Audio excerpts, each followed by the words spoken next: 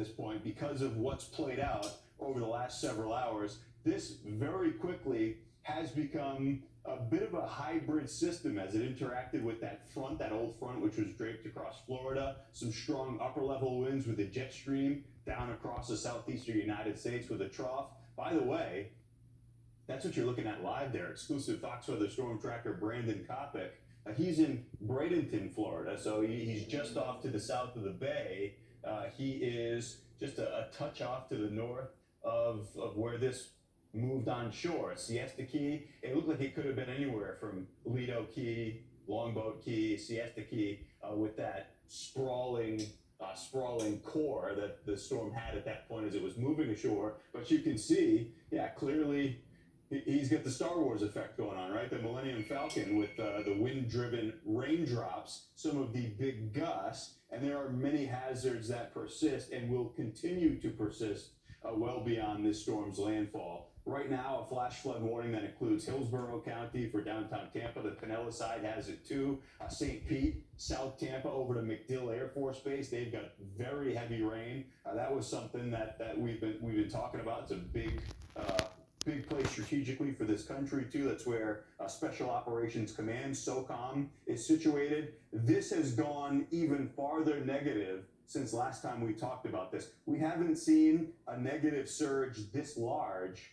since Hurricane Irma back in 2017, when it truly felt in Tampa like it was the end of all things. The bay just emptied on out. Folks were walking out into Hillsborough Bay, and there was concern that there would be this big slosh back of all that water back into the bay as Irma passed farther off to the north. That didn't happen, thankfully, as the southern part of that storm started to erode fairly quickly.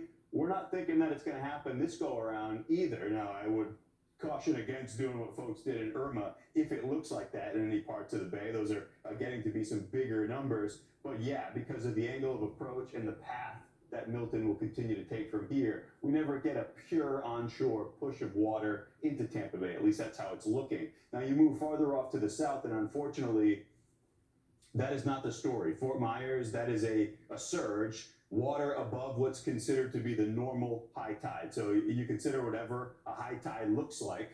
You've got normally dry ground. It's almost 4 feet on top of that. And then down into Naples, it's even worse. And man, we saw what happened with Hurricane Ian, with the water up into Naples. I believe major flood stage down there, something like 3 or 3.5 feet. So we're well up into that. And it's not just about the intensity of these winds. It's part of it, yes. The size of the wind field and the direction of the wind, how perpendicular it is to the coastline. That's what we're seeing south of where that center has moved on shore. And unfortunately with that, the water rise continues. In fact, for a period of time, it may get worse as we have a continued push and we're moving toward high tide in some of these spots. Let's go out to Tampa Bay. Let's go out to Tampa proper.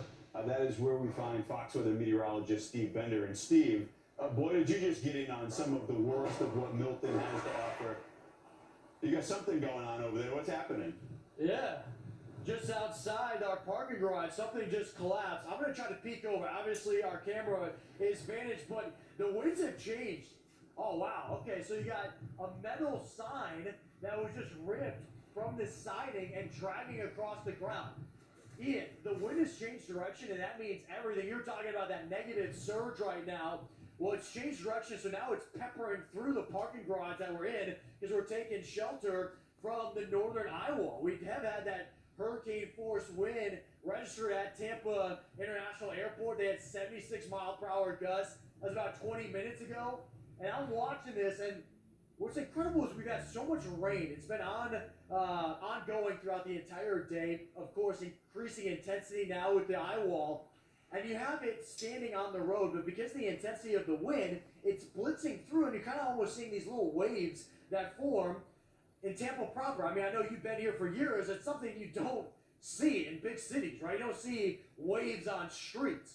But we're looking at some of this debris that's already on the ground here, and the concern is the power outages already north of 700,000 people with this type of wind. Man, you're hearing that on the mic, right? It's really starting to enhance.